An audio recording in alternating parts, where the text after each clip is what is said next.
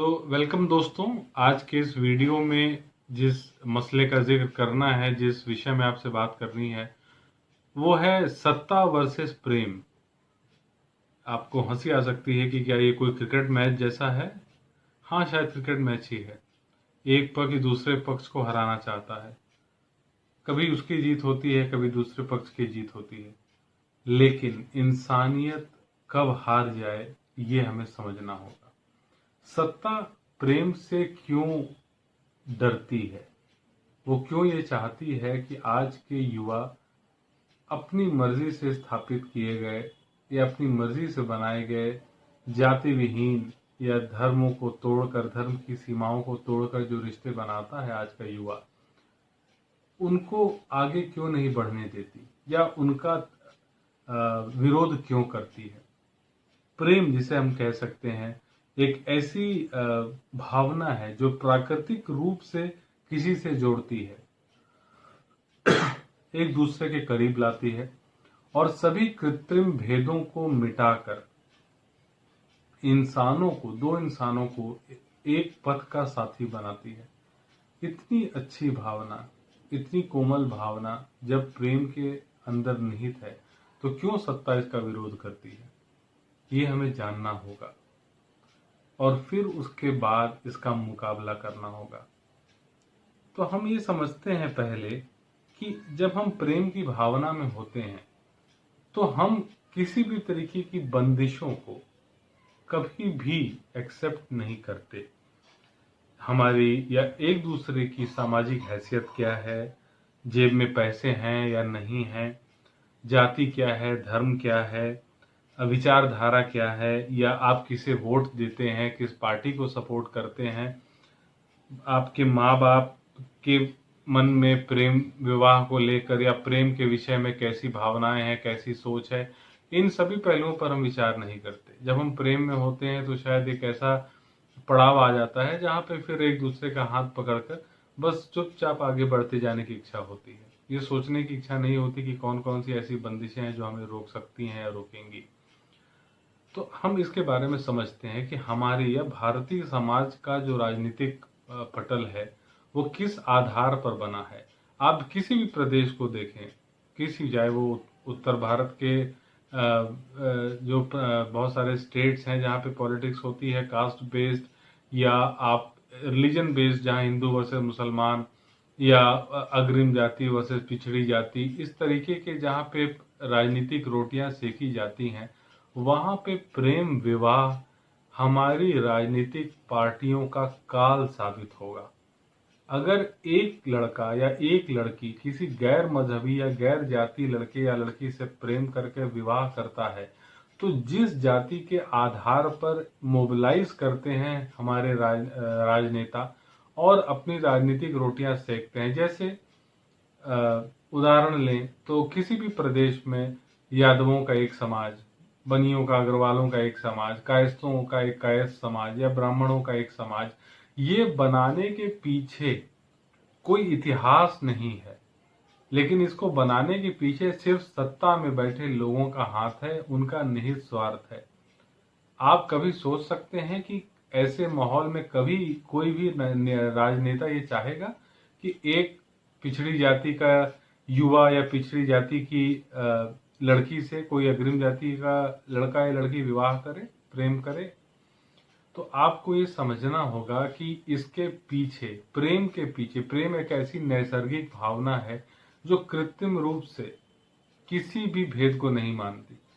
वो प्राकृतिक रूप से बहती चली आती है और दो इंसानों के बीच में वो रिश्ता स्थापित होता है, जहां वो किसी भी भगवान इंसान के बनाए हुए जो दायरे हैं, झूठे दायरे, धर्म, मजहब, जाति, देश विदेश, इनके जो दायरे हैं, इनकी जो सीमाएं हैं, इनको नहीं मानते। जैसा हमने जिक्र किया आप सभी के साथ कि सत्ता प्रेम से डरती है। अब सत्ता किस तरह मिलती है? आप देखते हैं हमारे भारतीय समाज में अलग अलग प्रदेशों में जो भी सत्ता पर काबिज है, या तो इनको दो तरह से इनको सत्ता मिलती है, या तो इनके पूर्वज जो हैं वो इनको कोई आर्थिक संपदा, कोई प्रॉपर्टी, या पिछले जनरेशन से चली आ रही अपनी पॉलिटिकल लॉबी, जो स्ट्रांग लॉबी है, वो इनको सपोर्ट करती है, या आप ये कह सकते हैं कि अपने पूर्वजों से मिली विरासत को ये आगे बढ़ाते हैं। या दूसरा कि अगर इन्हें ये सब नहीं मिलता और इन्हें सत्ता शुरुआत से बनानी है, तो शायद सबसे आसान जो गढ़ मिलता है इन्हें, वो भारतीय समाज का बंटवारा, जो जाति और धर्म के आधार पर बना हुआ है, पहले से बना हुआ है। खाइयां हमारे बीच पहले से बनी हुई हैं, इन्हें कुछ नहीं करना, हमें उन खाइयों में फेंक देना है और फिर उसके बाद हमें बचाने के लिए अब हमसे वोट मांगना है। ये वोट मांगते हैं किस आधार पर? धर्म के आधार पर, जाति के आधार पर। कभी इन्होंने आपसे लिंग के आधार पर वोट मांगा है कि सभी लड़कियां हमें वोट करें या सभी लड़के हमें वोट करें? तो इनके पास जो खाइयां हैं, जो फ्रैक्चर्स हैं सोसाइटी के अंदर, वो मौजूद हैं। इन्हें हमें बांटना नहीं, क्योंकि हम पहले से बटे हुए हैं। और प्रेम विवाह इसी बंटवारे को खत्म करता है, इसी खाई को पाट देता है प्रेम विवाह। इसीलिए हमारे जो सत्ताधीश लोग हैं, जो भी हमारे पॉलिटिकल सर्कल्स या पॉलिटिकल लॉबीज में सबसे आगे लोग हैं, ये नहीं चाहते कि लोगों के बीच के अंदर जो खाइयां हैं वो पटें। क्योंकि यदि वो आपको आपकी जाति, अग्रिम जाति, पिछड़ी जाति, ओबीसी या हिंदू मुसलमान या इंडिया पाकिस्तान, इसके नाम पर यदि आपको मूर्ख नहीं बना पाएंगे, तो इनको अपना काम दिखाना होगा आपसे वोट लेने के लिए। और इनके लिए काम कर पाना बहुत मुश्किल है, क्योंकि काम का पूरा पैसा तो इनके घर में इनकी जायदाद बन जाता है। तो अपना काम दिखाकर वोट लेना बड़ा ही मुश्किल काम है और बहुत आसान है लोगों के, समाज के बीच में जो खाइयां हैं, इसको इस्तेमाल करना। अब जो प्रेम विवाह होता है, इसी खाई को पाट देता है। उदाहरण के लिए मान लीजिए कोई हिंदू लड़का किसी मुसलमान लड़की से प्रेम विवाह करता है, उन दोनों के परिवार राजी खुशी से उन दोनों के रिश्ते को सम्मिलित होते हैं। तो जब भी कोई ऐसी हिंदूवादी पार्टी उस लड़के के घर आएगी कि तुम हिंदू के नाम पर हमको वोट दो, वो लड़का नहीं देगा। या जब कोई मोहम्मडन्स की पार्टी या मुसलमानों की पार्टी उस लड़की के घर आएगी और बोलेगी कि या अपील करेगी कि सिर्फ मुसलमान होने के नाते तुम हमें वोट करो, तो उसका परिवार भी उसको वोट नहीं करेगा। मुसलमान होने के नाते कम से कम नहीं करेगा। वो ये देखेगा कि इनका परफॉर्मेंस कैसा है और ये क्या करते हैं, काम इन्होंने अच्छा किया है कि नहीं किया है। ये सब देखने के बाद ही वो इनको वोट करेगा या करेगी। हाँ, तो दोस्तों हम लोगों ने बात की कि कैसे एक जाति विहीन समाज या धर्म विहीन समाज, या जहाँ इनकी खाइयां खत्म हो जाती हैं, वो सत्ताधीशों के लिए एक डर की बात है।